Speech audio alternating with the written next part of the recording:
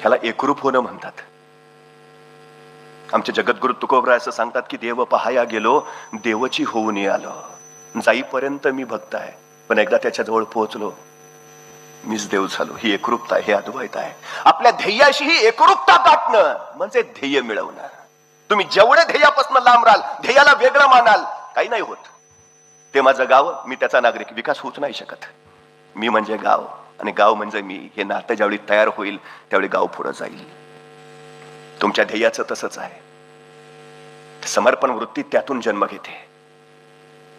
ह्या क्षमता क्षमता क्षमता तयार झाल्या ना, मग या क्षमतांचा समुच्चय तयार होतो. मग समर्पण येतं त्यात. त्याला आम्ही झोकून देणं असं म्हणतो. हातचं राखून नाही करायचं. काही बघू जमलं तर करतो प्रयत्न, बघू पुढच्या वेळी. काही होणार नाही तुमच्या हातून, अजिबात काही नाही. ठाम ठरवायला हवं. ठाम, अगदी ठाम. हे कधी घडतं? स्वतःवर विश्वास असेल तर. स्वतःवरचा विश्वास कधी येतो? स्वतःच्या क्षमतांची जाणीव असेल तर. स्वतःच्या क्षमतांची जाणीव कधी होते? स्वतःची ओळख पटली असेल तर. मी वारंवार का सांगतो हे? माझे वडील पोलीस मध्ये आहेत म्हणून मला जायचं आहे, नका येऊ. वडिलांची इच्छा आहे, अजिबात नको फिरकूस. भाऊ म्हणतोय नकोच, नाही परत भरती येईल का नाही माहित नाही, अजिबातच येऊ नकोस. बघू लॉटरी लागली तर, वळून पण बघू नको. काय आहे तुझ्यात? आमची अडचण काय माहितीये? आम्ही सिंह आहोत, पण आम्ही सिंह आहोत हेच आम्हाला माहिती नाही, ही आमची अडचण आहे. आमच्यात क्षमता आहेत, कुठली क्षमता आहे हे आम्हाला माहिती नाही, ही आमची अडचण आहे. जीवाच्या आकांताने पळत जातो पण नाही पोचू शकत. मान्य कर रे, नाही तुझ्यात ती पळण्याची क्षमता. दुसरी कुठली आहे शोध ना, आहे काही ना काही. पण आम्हाला मुळात आमच्यात काय आहे त्याचा शोधच लागत नाही. मी वारंवार सांगतो, या जगात सगळ्यात श्रीमंत ठिकाण जर कुठलं असेल तर ते आहे स्मशान. जगातलं सगळ्यात श्रीमंत ठिकाण. याचं कारण असं की त्या नियंत्यानं आपल्या प्रत्येकाला काही ना काही अलौकिक गुण दिलाय, अलौकिक क्षमता दिली आहे. पण दुर्दैवानं तो गुण, ती क्षमता आमच्यात आहे हेच आम्हाला माहिती नाही. आयुष्य त्याचा शोध न घेताच तसंच वाया जातं. क्षमतांचा वापरच होत नाही आणि चौघांच्या खांद्यावर गेल्यावर स्मशानात आमच्या बरोबर ती क्षमता सुद्धा राखून तिथंच राहते. अशा असंख्यांच्या असंख्य क्षमता ज्यातून जग घडवता आलं असतं, त्या स्मशानभूमीत तशाच न वापर केलेल्या पडून आहेत. म्हणून त्या स्मशानाला मी सगळ्यात श्रीमंत ठिकाण मानतो. आपल्यात काय आहे? कुठली क्षमता आहे आपल्यात? शिक्षणातून कळतं हे आपल्यात काय आहे. एज्युकेशन हा लॅटिन शब्द आहे, 3 शब्दांपासून बनला आहे. एज्युकेरे, एज्युकेअर आणि एज्युकेटम. म्हणजे मुलांमधले सुप्त गुण शोधणं, त्या सुप्त गुणांचं संवर्धन करणं आणि त्याला योग्य व्यासपीठ मिळवून देणं. ह्या 3 क्रिया जिथं घडतात त्याला शिक्षण असं म्हटलं जातं. दुर्दैवाने हे कुठेच घडत नाही. तरी आम्ही म्हणतो आम्ही शिक्षण घेतो. आमच्यातले सुप्त गुण शोधलेच जात नाहीत. सापडले तर त्याचं संवर्धन होत नाही. झालंच तर त्याला व्यासपीठ मिळत नाही. मग कधी कधी आश्चर्य वाटतं, पोलीसमध्ये आपण गातो किती छान, त्याच्यात गुण होता, त्याला व्यासपीठच मिळालं नाही, त्याला इकडचं क्षेत्र मिळालं. आमची अडचण काय माहिती आहे? ज्याला गायनाची आवड आहे त्याला मी गणिताची प्रमेय सोडवायला सांगतो. ज्याला कलेची आवड आहे त्याला आम्ही भूमितीची प्रमेय सोडवायला सांगतो. ज्याला इंग्रजीची आवड आहे त्याला मी डान्सच्या रियालिटी शो मध्ये पाठवतो. ज्याला पोलीस व्हायचं आहे त्याला मी मैदानावर क्रिकेट खेळतो, तेंडुलकर झाला पाहिजे म्हणून सांगतो. आमच्या तरुणाईची सगळ्यात मोठी अडचण आहे की आमच्यात जी क्षमता आहे, जो गुण आहे, त्या क्षेत्रात आम्ही जातच नाही. आमची अडचण अशी की आवडीच्या क्षेत्रात आम्हाला जाता येत नाही आणि ज्या क्षेत्रात आम्ही जातो ते क्षेत्र आमच्या आवडीचं असत नाही. अपयशी होण्याचं सगळ्यात महत्वाचं कारण हे आहे, सगळ्यात महत्वाचं कारण. त्यामुळे तुम्हाला काय वाटतं ते करा, त्यात तुम्हाला सर्वोच्च यश मिळवता येईल. सचिन तेंडुलकर 12वीला इंग्रजीच्या पेपरमध्ये नापास आहे, पण आज 12वीच्या इंग्रजीच्या पुस्तकात सचिन तेंडुलकरवर धडा आहे. यशाचा धडा गिरवण्यास एवढा धडा पुरेसा आहे. त्याचं जे आवडीचं होतं ते त्यांनी केलं. तुम्हाला सर्वोत्तम यश मिळवायचं आहे ना, तुम्हाला सर्वोच्च यश मिळवायचं आहे ना, तुमच्या आवडीच्या क्षेत्रात जा. बस तिथं जास्त कष्ट नाही घ्यावे लागत, कारण ते आवडीचं असतं, सवड आपोआप येते. हा सगळ्यात महत्वाचा मुद्दा आहे, सगळ्यात महत्वाचा. आम्हाला त्या दिशेनं जाता आलं पाहिजे, त्या दिशेनं आम्हाला आमचा प्रवास करता आला पाहिजे. मग आम्हाला यश सहज मिळवता येतं. क्षमता तशा आम्हाला वाढवता येतात, घडवता येतात, क्षमता बदलवता सुद्धा येतात. हे सगळ्यात महत्वाचं आहे. इतरांपेक्षा मी तयार असलं पाहिजे. बऱ्याच वेळेला अडचण काय आहे, क्षमता कळाल्या की मग स्वतःवरचा विश्वास वाढतो, विश्वास वाढला की मग स्वतःवर आत्मविश्वास येतो आणि मग ठरतं. 10 नोव्हेंबर 1659 छत्रपती शिवाजी महाराजांनी प्रतापगडावर अफजल खानाचा कोतळा बाहेर काढला. अफजल खानाचा कोतळा बाहेर काढायला महाराजांना फक्त 2 मिनिटं लागली. पण या 2 मिनिटाच्या यशस्वीतेसाठी महाराजांनी तब्बल 1 वर्ष नियोजन केलं होतं. तब्बल 1 वर्ष. तुम्ही तुमच्या क्षमतांचं नियोजन किती करता? भरती जाहीर झाल्यावर मग आमची पळायला सुरुवात होते.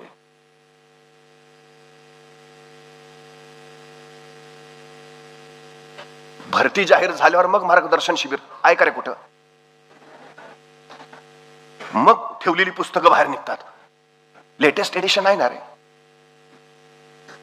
नाही मिळत यश. असं क्षमता आहेत पण नियोजन नाही, उपयोग काय? दुपारी 2:30 वाजता महाराजांनी खानाचा कोतळा बाहेर काढला. विश्वास आहे महाराजांना, आत्मविश्वास आहे. हो, खान मारणारच. हा विश्वास यश देतो तुम्हाला. क्षमता असल्या माहिती की मग नियोजन करता येतं. आपण काय करू शकतो, काय करू शकत नाही, आपल्या मर्यादा किती, आपण कुठपर्यंत, हे सगळं घडवता येतं. मग नियोजन, ते झालं की मग आत्मविश्वास. मी वारंवार एक गोष्ट सांगतो. 2:30 वाजता कोतळा बाहेर निघाला. खानाचं सैन्य आजूबाजूला झाडा झुडपात होतं. मराठी सैन्य त्यांच्यावर तुटून पडलं. बघता बघता लंगडे तोड चालू झाली. खानाचं सैन्य पाठला पहिला पळत सुटलं. खानाच्या तोपा तिथंच, हत्ती तिथंच, घोडे तिथंच, उंट तिथंच. मराठी सैन्याने हे सगळं ताब्यात घेतलं, मिळवलं. महाराजांना माहिती आहे खान आपण मारणारच आहोत. खान येताना 4000 घोडी घेऊन आलाय. त्यातली 2000 घोडी आपल्याला या प्रसंगात मिळणारच आहेत आणि मिळालीही. पण नुसती घोडी मिळून उपयोग आहे का? ते घोडी चालवणारे प्रशिक्षित घोडेस्वार सुद्धा हवेत, तर त्या घोड्यांचा उपयोग. गाडी आहे ना घरी, का मला चालवता येत नाही ना? उपयोग काय तुझ्या गाडीचा? 2000 घोडी मिळाली पण चालवणारे प्रशिक्षित घोडेस्वार नसतील तर उपयोग काय? नियोजन बघा महाराजांचं. 10 नोव्हेंबर या दिवसाच्या बरोबर 6 महिने आधी महाराजांनी आपल्या 2000 लोकांना घोडेस्वारीचं शिक्षण देऊन प्रशिक्षित करून ठेवलंय. आणि 6 महिन्यापूर्वी त्यांना सांगितलंय 6 महिन्यानंतर 10 नोव्हेंबरला सायंकाळी 4 वाजता तुम्हाला घोडी मिळणार आहेत, बुकिंग झालेलं आहे.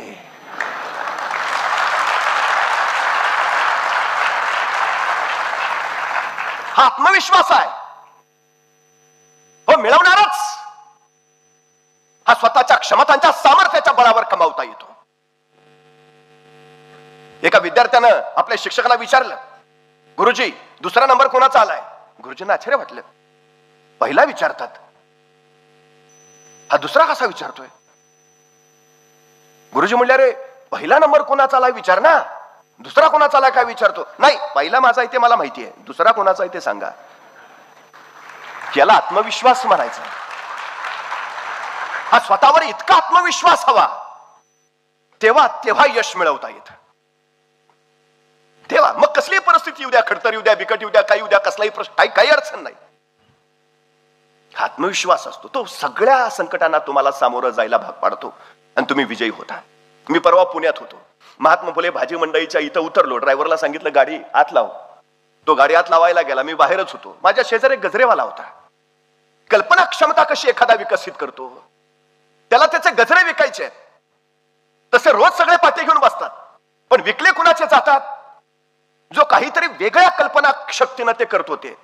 मला त्याची कल्पना आवडली. तो गजरेवाला आल्या गेल्या आईंकडं, ताईंकडं, माईंकडं बघून म्हणत होता, ओ ताई गजरा घ्या, 1 महिना सुकणार नाही. ओ ताई गजरा घ्या, 1 महिना सुकणार नाही. पुढे गेलेल्या बायका माघारी यायच्या, असला कसला गजरा 1 महिना सुकणार नाही? बघू बरं ते. 15 मिनिटात पाठी रिकामी झाली हो त्याची. 1 महिना सुकणार नाही म्हटल्याबरोबर आता 2-4 राहिले होते. तेवढ्यात समोरून एक मॅडम निघाल्या होत्या. याने त्या मॅडमला हाक मारले, हो मॅडम गजरा घ्या, 1 महिना सुकणार नाही. मॅडम तिथूनच वळाल्या. त्याला म्हणाल्या, गेल्या महिन्याचा अजून तसाच आहे.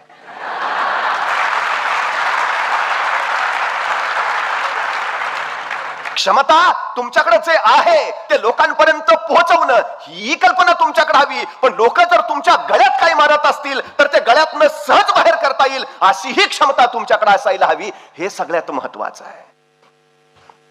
सगळ्याच गोष्टी कष्टानेच होतात असं नाही. सगळ्याच लढाया तलवारीच्या जोरावर जिंकता येत असं नाही. बऱ्याच लढाया बुद्धीच्या जोरावरच जिंकता येतात. ही सगळ्यात महत्वाची वस्तुस्थितीची गोष्ट आहे. एक लाकूड तोड्या बेफामपणे लाकडं तोडत होता. पहिल्या दिवशी 5 झाडं तोडली, दुसऱ्या दिवशी 3, तिसऱ्या दिवशी 2, चौथ्या दिवशी त्याला एकच अंधार पडायला लागला तरी तुटेना. त्याला काही कळे ना. पहिल्या दिवशी तर मी 5 तोडलेले झाडं आणि चौथ्या दिवशी फक्त एक पण नाही. दुसऱ्या गुराख्याची मात्र त्या लाकूड तोड्याची रोज 5 असं का होतंय? त्या दुसऱ्याने याला विचारलं, मला सांग तुझ्या कुऱ्हाडीला तू धार कधी लावलेली? म्हटलं पहिल्याच दिवशी. तू कितीही ताकद लावलीस, कितीही सामर्थ्य लावलंस, पण जर तुझ्या कुऱ्हाडीला धार नसेल तर उपयोग काय आहे? तुम्ही कितीही अभ्यास करा, पण त्या अभ्यासाचं नियोजन नसेल, त्याला जर तंत्र नसेल तर त्या अभ्यासाचा उपयोग काय आहे?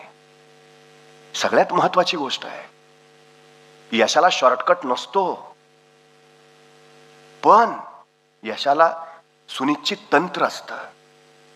ते तंत्र आम्हाला गाठता यायला हवं. ते आम्हाला प्राप्त करता येईल. त्याच्या बळावर मग आम्ही हवं ते मेरिट मिळवू शकतो. ही सगळ्यात महत्वाची गोष्ट आहे. याला कौशल्य म्हणतो आम्ही. क्षमतांबरोबर कौशल्य असतात. ही कौशल्य आम्हाला हस्तगत करता यायला हवीत. हे सगळ्यात महत्वाचं आहे. काही माणसं आपण बघितली असतील, म्हणजे काही चित्रपटामध्ये एखादा कलाकार अगदी सडपातळ दिसतो आणि वर्षभरानंतर तोच कलाकार अगदी 200 किलोचा दिसतो. शरीर यष्टी बनवता येते, कमावता येते, त्याला योग्य आहाराची गरज असते. मग हेच तंत्र पोलीस भरतीच्या वेळी आम्हाला नाही कमावता येत का? एखाद्या चित्रपटासाठी कलाकार जर त्याची शरीर यष्टी घडवू आणि बदलू शकतो, तर माझी छाती न फुगवता किती, फुगवून किती, हे स्वतःच्या शरीर यष्टीला आम्हाला बदलताना घडवता येऊ शकत नाही का? येतं. त्याचं तंत्र आहे. ते तंत्र आम्हाला हस्तगत करता यायला हवं. शिक्षण महत्वाची गोष्ट आहे, पण त्याच्याही पेक्षा प्रशिक्षण ही सुद्धा अत्यंत महत्वाची गोष्ट आहे. प्रशिक्षण तुम्हाला हे बारकावे सांगते. हे बारकावे तुम्हाला कळत गेले की मग तुम्हाला यश यश यश जवळ येतं. लेखी परीक्षेत कोणते प्रश्न येतात, वारंवार कुठले येतात, गेल्या 10 वर्षात कोणते कोणते प्रश्न आलेत, का बदलले गेलेत, का तेच पुन्हा आलेत, गेल्या 10 वर्षाच्या प्रश्नपत्रिकेचा संच आम्ही बघितलाय का? ते प्रश्न एकदा नीट निरकलेत का, न्याहाळलेत का, का सरळ आम्ही सगळ्या विषयांचा अभ्यास करत बसतो? परीक्षेचंही तंत्र आहे. काही लोक 18 तास अभ्यास करतात तरी नापास होतात, काही लोक 4 तास करतात तरी गुणवत्तेत येतात. असं का होतं? कष्ट, ऊर्जा, वेळ आणि श्रम जितके जास्त खर्च कराल तितकं यश असं गणित नाही. त्याचं तंत्र जुळायला हवं. ते तंत्र जुळलं की मग यश मिळतं. शत्रूचे 2 सैनिक पकडून नेपोलियनच्या समोर उभा केले. शत्रूचे आता नेपोलियन त्यांची गर्दन मारणार हे बऱ्यापैकी सगळ्यांना माहिती, पण त्या 2 सैनिकांकडे बघितलं आणि नेपोलियन म्हणला सोडून द्या त्यांना, अजून युद्धाला सुरुवात नाही, त्या सैनिकांनी काय अपराधही केला नाही, उगाच यांना कशाला, जाऊ दे जाऊ दे जाऊ दे असं म्हणत नेपोलियन उठला आणि त्या सैनिकांच्या पाठीवर थोपट्यात म्हणाला, जा जा जा जा तुम्ही जा. ते सैनिक निघून गेले आणि नेपोलियन आपल्या सेनापतीला बोलावलं. म्हटला, तू काही सैन्य घे आणि शत्रू सैन्यावर हल्ला करायला जा. हल्ला केल्यासारखं दाखव आणि अचानक शत्रूची भीती घेऊन तू पळून सुरवायला कर. तू भिवून पळतो हे बघितल्यावर शत्रू सैन्य तुझ्या पाठलागावर येईल, पळवत नाही पुढं. सेनापती म्हणला, ठीक आहे. सेनापतीला हे सांगितलं, नेपोलियननं दुसऱ्या सरदारला सांगितलं, आता हा आपला सेनापती त्या शत्रूला हल्ला करायला जाईल आणि भिवून आल्याचं नाटक करत पळवत पळवत नेईल. ज्यावेळी आपलं सैन्य त्याच्या पाठीमागं शत्रूचं सैन्य पाठलाग करत जाईल, त्यावेळी तू मध्येच दबा धरून बस आणि पाठीमागून शत्रूच्या सैन्यावर गोळीबार कर. सरदार म्हटलं, ठीक आहे. नेपोलियननं सांगितल्यासारखं सेनापतीनं केलं. शत्रू सैन्यावर हल्ला करायला गेला, अचानक भिल्याचं नाटक केलं आणि सरळ वळाला आणि भिवून पळतोय असं दाखवलं. शत्रू सैन्य त्याच्या पाठलागावर पळत सुटलं. बघता बघता सेनापतीचं सैन्य पुढं, शत्रूचं सैन्य पाठीमागं. आणि ज्या सरदारला नेपोलियननं सांगितलेलं की दबा धरून बस, शत्रूचं सैन्य पुढे गेल्यावर तो बाहेर आला आणि पाठीमागून शत्रूच्या सैन्यावर त्याने प्रचंड गोळ्यांचा वर्षाव केला. शत्रूचं सैन्य जागेवर पराभूत झालं, मरून पडलं. सेनापती नंतर नेपोलियनला म्हणाले, तुमचं हे युद्धतंत्र विलक्षण, तुमच्या या युद्धतंत्राच्या बळावर आज आपण जिंकलो. पण हे तुम्हाला सुचलं तसं पाठीमागून गोळ्यांचा वर्षाव करावा ते? नेपोलियन म्हणाला, सकाळी ज्यावेळी ते 2 सैनिक तुम्ही पकडून आणले होते, त्या 2 सैनिकांच्या पाठीवर मी थोपटलं, त्यावेळी माझ्या लक्षात आलं त्यांच्या फक्त छातीवर चिलकत आहे, पाठीवर नाही.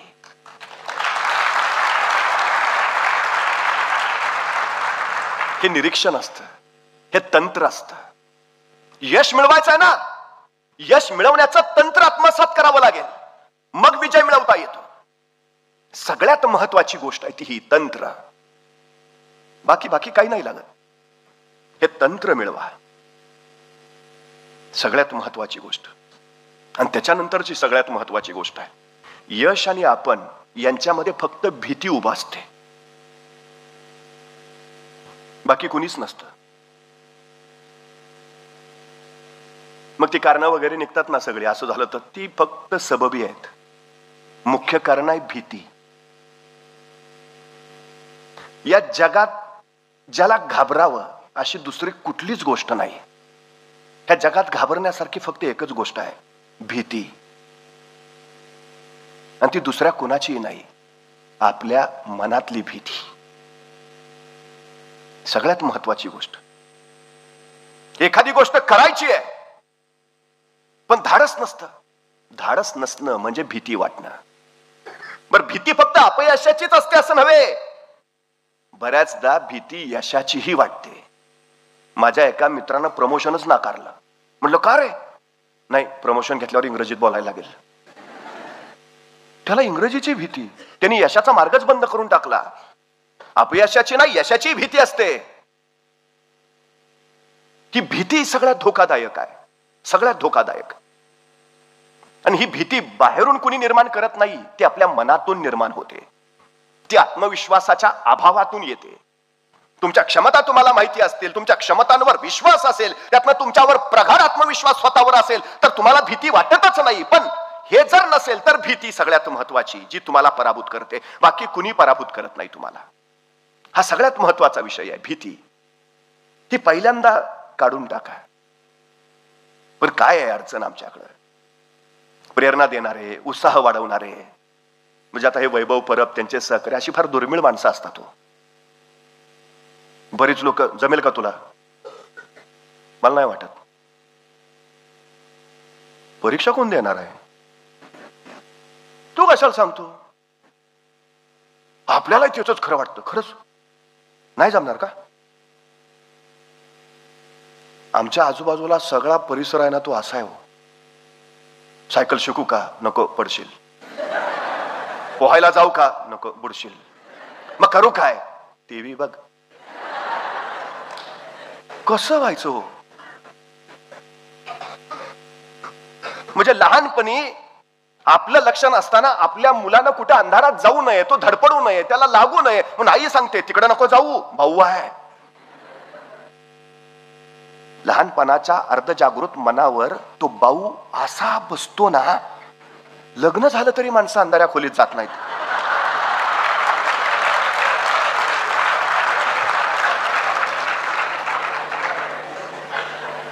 दोष त्याचा नाही हो, लहानपणी त्याच्यावर जो संस्कार झालाय ना, अंधारात भाऊ असतो, तो जातच नाही. सगळ्यात मोठी अडचण आहे आमची, सगळ्यात मोठी. माणसं नकारात्मक ही भीती घालत राहतात, सतत सतत भीती घालत राहतात. आमच्या अर्धजागृत मनावर त्यातून परिणाम होतो. मग इंग्रजी ते अवघडच आहे. मग ते शारीरिक चाचणी, ती तर फार कठीण आहे. मुलाखत बोलूच नको. मला गणितच कळत नाही. काय हा प्रकार काय आहे? मी वारंवार सांगतो, या नकारात्मकतेच्या वातावरणात अजिबात राहू नका, अजिबात नको. आणि भीती पहिली मनात आहे ना, ती काढून टाका. आम्ही काय करतो, संकट यायच्या आधीच त्या संकटाचं भयान काल्पनिक चित्र मनात रंगवत राहतो. आणि मग फार काहीतरी आता होणार, दबा धरून बसते भीती. प्रत्यक्षात ज्यावेळी संकट येतं, निघून जातं, काहीच होत नाही, मग आपल्याला उगाच टेन्शन घेतलं. अरे तो आधीच कशाला विचार करतो मग? म्हणजे पाठीशी आपल्याला बुडू देणार नाही असा प्रशिक्षक आहे, तरीही पाण्यात पहिल्यांदा बुडी मारताना भीती वाटतेच. उडी टाळायचा आपण प्रयत्नही करतो, पण अशक्य झाल्यावर अखेर कोणीतरी ढकलल्यावर आपण पाण्यात पडतो. मग जीवाच्या आकांताने हातपाय मारायला सुरुवात करतो. श्वास घेता येत नाही, श्वासासाठी जीवघेणी धडपड चालू होते. पण स्वतःला वाचवण्यासाठी बघता बघता आपण त्या पाण्यावर स्वार व्हायचा बेफाम प्रयत्न करतो आणि काही काळानंतर आपण त्या पाण्यावर अलवार स्वार होतो. हात चालवणं, पाय फिरवणं हे जमू लागतं आणि आस्ते आस्ते पोहणं जमतं. नंतर उगाच घाबरलो होतो. तुम्ही पाण्याच्या भीतीवर विजय मिळवला म्हणून पोहणं शिकला, पण जर तुम्ही भीतीवर विजय मिळवला नसता तर आयुष्यभर ते पाणी तुम्हाला तुमच्या अपयशाच्या वाकुल्या दाखवत राहिलं असतं आणि तुम्ही मरेपर्यंत सांगत राहता, मला कशाची भीती वाटत नाही, फक्त पाण्याची. का? पोहता येत नाही. तुम्हीच तुमचे अपयशाचे रस्ते तयार करून ठेवत असता. उडी मारत नाही तोपर्यंत भीती वाटते. एकदा पाण्यात पडला, गुदमरला की भीती निघून जाते. कुठल्याही क्षेत्रात जा, घुसा आधी, पडा. लांबून नाही कळत, दुरून डोंगर साजरे आपण म्हणतो, नाही जवळ जाऊन बघा काय आहे ते, मग कळतं. ही भीती भीती भीती तशी तशी तयार होते आपल्या मनात. सगळ्यात मोठी गोष्ट आहे ती. एक गाव होतं, त्या गावाच्या बाहेर एक डोंगर होता आणि त्या डोंगरावर आजतागायत कुणी गेलंच नव्हतं. गावात वंदता अशी होती की जो कुणी त्या डोंगरावर जायचा प्रयत्न केला किंवा गेला तो परत कधी आलाच नाही. त्यामुळे त्या डोंगराकडे कोणी फिरकायचंच नाही. लहानपणापासून त्या गावातल्या जन्माला येणाऱ्या प्रत्येक मुलांवर तोच संस्कार झाला, तिकडे जाऊ नको. तिकडे गेला की गेला, परत आलाच नाही. कायम जन्माला येणाऱ्या प्रत्येक पोराच्या मनात ती भीती तशीच होती. पण नवीन बंडखोर रक्ताचे काही तरुण मुलं देशाच्या स्वातंत्र्य दिनी दिवशी त्यांनी जसं ठरवलं काहीतरी वेगळी स्पर्धा करूया, आणि त्यांनी स्पर्धा काय ठरवली, त्या गावाबाहेरच्या त्या डोंगरावर जो कोणी जाईल त्याला 1,00,000 रुपयाचं पारितोषिक देण्यात येईल. विलक्षण स्पर्धा होती. ती स्पर्धा ऐकली तशी सगळी जुनी जाणती मंडळी एकत्र आली, पंचायत बसली. काय काढलंय, कशाला नको ते उद्योग, कशाला विषयाची परीक्षा, आतापर्यंत कुणी गेलं नाही, गेला तो परत आला नाही, अजिबात काही नाही. सगळ्यांनी कडकडून विरोध केला, पण हे बंडखोर रक्ताचे ऐकेच नात. काय झालं तरी होऊ द्या, पण ही स्पर्धा होणार. अखेर स्पर्धेचा दिवस उजाडला.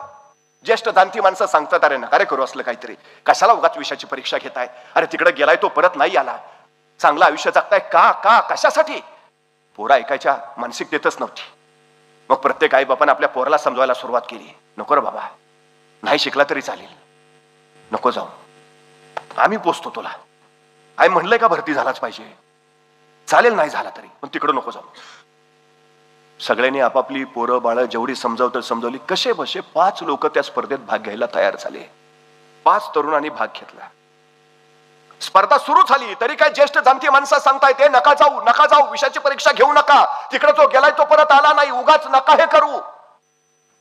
पण नाही ऐकलं. ती स्पर्धा चालू झाली. 5 जण त्या डोंगरावर चालायला सुरुवात केली, चढायला सुरुवात केली. खालून आरोळ्या येत आहेत, आवाज येतोय, परत या, नका विषयाची परीक्षा घेऊ, माघारी फिरा. मुलं पुढं निघाली. अचानक खालून परत गलका ऐकू आला, अरे ऐका, आत्ताच परत फिरा, अजून वेळ गेलेली नाही, माघारा या. त्यांचा तो आवाज ऐकला आणि शेवटचा 5वा शेजारच्याला म्हटला, खरंच असेल का असं? नाही, एवढे सगळे सांगतात म्हटल्यावर मग काय करूया, राहू दे. खालून खूपच आवाज येतो रे, काहीतरी असल्याशिवाय माणसं असं सांगणार नाहीत. बरं काय, असं काय करूया. त्यांची चलबिचल झाली. खालच्यांचा आवाज वाढला. तसा एक जण म्हटला, मी जातो परत. दुसरा म्हटला, मग मी कसं काय जाऊ, मी पण येतो परत. आले दोघं माघारी खाली. ते दोघं आले तसे खालच्यानं आणखी चव चढला. अरे हे दोघं शाने झाले, तुम्ही शाने व्हा, कशाला जाताय, कशाला विषयाची परीक्षा घेताय, माघारी या. ते तिघं पुढे तसेच निघाले चालत चालत पुढे. अचानक त्या मागच्या दोघातला एक जण ठेचकाळा धाड दिशी खाली पडला. कसा बसा अंग झाडत उठून उभा राहिला. दुसऱ्याने विचारलं काय झालं रे? काय कळलंच नाही रे. अचानक मागून कोणतं ढकलल्यागत झालं. अरे पण आपल्या मागं कोणच नाही. हो पण खोटं सांगतोय का? खरंच तर. बरं मी नेहमी खाली बघून चालतो. पण दगड पण नाही तिथं. ठेच लागायचं कारण काय? एकदम असं कोणतरी जोरात ढकलल्यागत झालं. तुला काय म्हणायचंय? काहीतरी आहे राव. आतापर्यंत कधी असं ठेचकाळलो नाही आणि एवढा खाली बघून चाललोय. आहे मग नको बाबा, जाऊ माघारी. ते दोघं सुद्धा त्या भीतीनं माघारी गेले. खालच्या लोकांना आणखी आनंद झाला. आता एक जणच निघालाय वर. लोक त्याला हाका मारायला लागले, परत ये परत ये परत ये. पण या पठ्ठ्याचं लक्ष नाही. त्याचं आपलं सरळ चालणं, आपल्या ध्येयाच्या दिशेनं चालणं. चालतोय चालतोय चालतोय ना अखेर तो त्या डोंगरावर पोहोचला. स्वतःच्या हातातला ध्वजने त्या डोंगराच्या शिखरावर लावला आणि खाली हात फैलावत जिंकलो असं त्याने अभिवादन केलं. तो डोंगरावर पोहोचलाय. खालच्या लोकांनी बघितलं आणि एकच हल्ला कल्लोळ करायला सुरुवात केली आणि असंख्य माणसं त्याला वर आणायला धावत धावत त्या डोंगराकडे निघाली. आतापर्यंत जे कुणाला जमलं नव्हतं ते यांनी साधलं. आतापर्यंत कुणी त्या डोंगरावर पोहोचलं नव्हतं, तो हा पोहोचला. विलक्षण यश मिळवलं. सगळं कौतुक करायला झेपवले. तोही वरून खाली आला. अर्ध्या वाटेतच त्याला लोकांनी अगदी खांद्यावर उचलून घेतलं. वाजत गाजत मिरवणूक चाललीये. अवघा आनंद कल्लोळ हल्ल कल्लोळ चाललाय. जिंकला. 1 लाखाचं पारितोषिक जिंकलं. एक म्हातारा मात्र त्या गर्दीतनं त्या जिंकलेल्या पोराला सारखा विचारतोय, अरे पण तुला जमलं कसं? सगळी माघारी आला, तू कसं काय नाही आला? आतापर्यंत कुणीच गेलं नव्हतं, तो कसं काय गेला? आतापर्यंत कुणी गेलेला परत आला नव्हता, तो कसं काय आला? तो म्हातारा काय प्रश्न विचारायचं थांबे ना. तो काही थांबेच ना म्हणल्यावर जनी खांद्यावर घेतलेला तो त्याला म्हटला, कुणाला विचारताय? अरे ह्यालाच ना जिंकलाय तो. कसा काय जिंकला? याला विचारून काय उपयोग आहे का? का बाहेर आहे.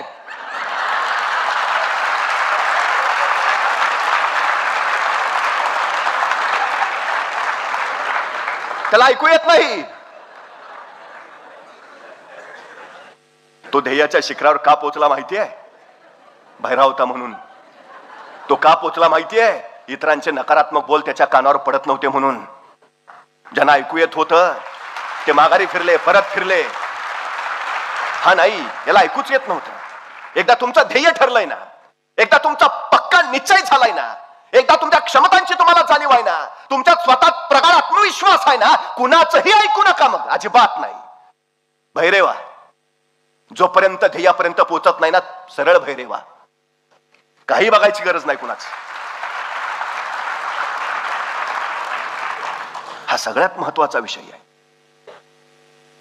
तुम्ही सबल असा दुर्बल असा, तुमच्यात गुण असतील तुमच्यात गुण नसतील, तुमच्यात क्षमता असेल नसेल, तुमच्यात कमतरता असतील, काही काही काही एक सगळ्यात महत्वाची गोष्ट लक्षात घ्या. जर तुमची इच्छाशक्ती विलक्षण असेल ना, पोचायची जिद्द असेल आणि उत्कटता आपल्या ध्येयाला गाठायची असेल आणि त्या तीव्रतेनं जर तुम्ही चालत असाल ना, तर या जगात तुम्हाला कुणीच रोखू शकत नाही. कोणीच नाही.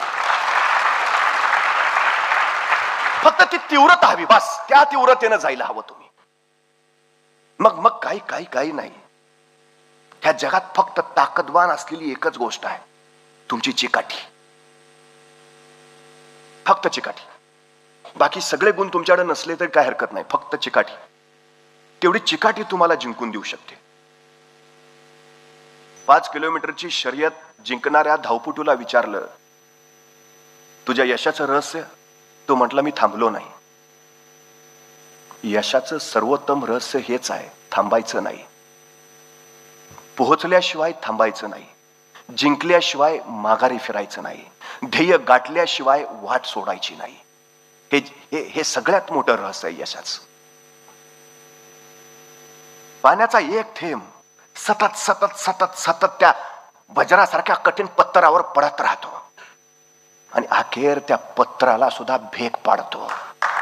ताकद त्या पाण्याच्या थेंबात नाही, ताकद त्याच्या आविरात सातत्यानं चिकाटीनं चिवटपणे कोसळण्यात आहे. बस. दारावर धडका मारत राहा. एकतर दार उघडेल तरी, नाहीतर मोडून पडेल तरी, कारण दाराच्या पलीकडे स्वागताला यश उभा आहे.